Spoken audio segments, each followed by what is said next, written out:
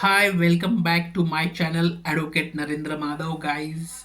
In this platform we provide all type of legal knowledge, all type of legal awareness to general people because our motto to provide legal knowledge to each and every sector of the society. तो please like and subscribe it. आप सभी का सही दिल से स्वागत है advocate Narendra माधवे channel पर। दोस्तों, पिछले भाग में हमने लिव इन रिलेशनशिप के बारे में बहुत विस्तार से बात की है कि वेदर लिव इन रिलेशनशिप का लीगल एंटिटी क्या होती है और आर्टिकल 21 या आर्टिकल 21 के अनुसार लिव इन रिलेशनशिप को right to life and personal liberty के तहत ही माननीय सर्वोच्च न्यायालय ने उसे वैलिड कहा गया है। आज के लेक्चर में हम what is the judicial recognisation of live in relationship उसके बारे में बात करेंगे।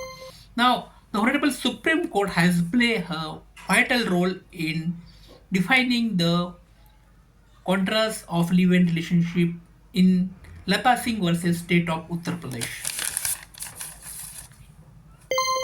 In Lata Singh versus State of Uttar Pradesh, the Honorable Supreme Court held that two adults living together without marriage is not an offense. The judiciary has repeatedly stressed that social morality cannot override constitutional morality. दोस्तों, अगर judicial इसके बारे में अलग अलग views देती है तो हर एक आम आदमी कंफ्यूज हो जाता है। लेकिन लता Singh versus state of Uttar प्रदेश के केस में माननीय सर्वोच्च न्यायालय ने इसके सबसे इम्पोर्टेंट दायरा हमें यही मेंशन किया गया है कि अगर दो अडल्ट व्यक्ति उनके इच्छानुसार एक साथ रहना चाहते हैं तो ये कोई भी ऑफेंस या कोई भी गुनाह या फिर कोई भी इलीगल कार्य नहीं है। It is legal work. इसके साथ साथ ही सर्वोच्च न्यायालय ने ये भी मेंशन किया है the judiciary has repeatedly stress that social morality can not override constitutional morality.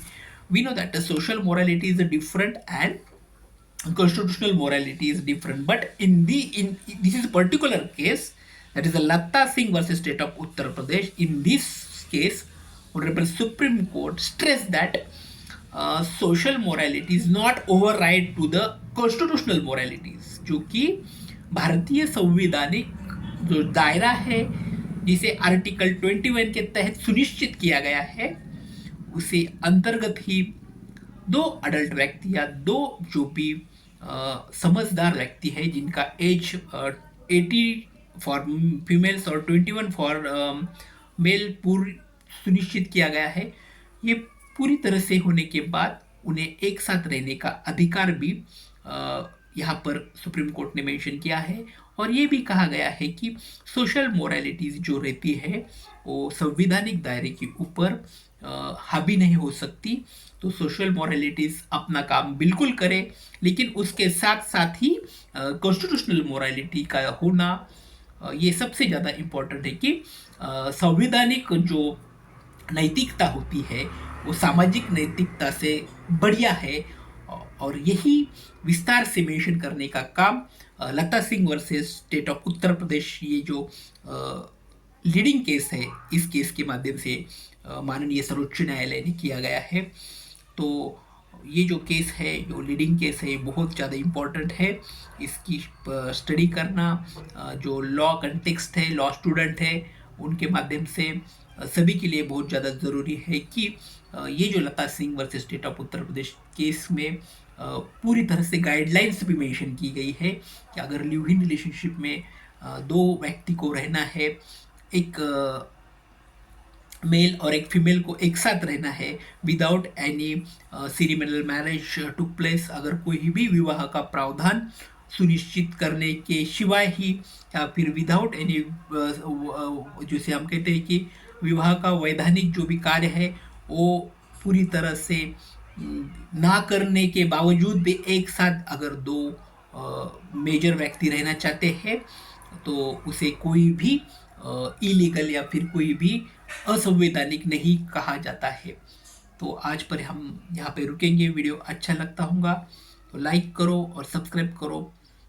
इसके आने वाले वीडियो में और आने वाले पार्ट में हम protection of women rights under the live in relationship act और protection of women's right under the live in relationship new guidelines of the supreme court के बारे में बात करेंगे.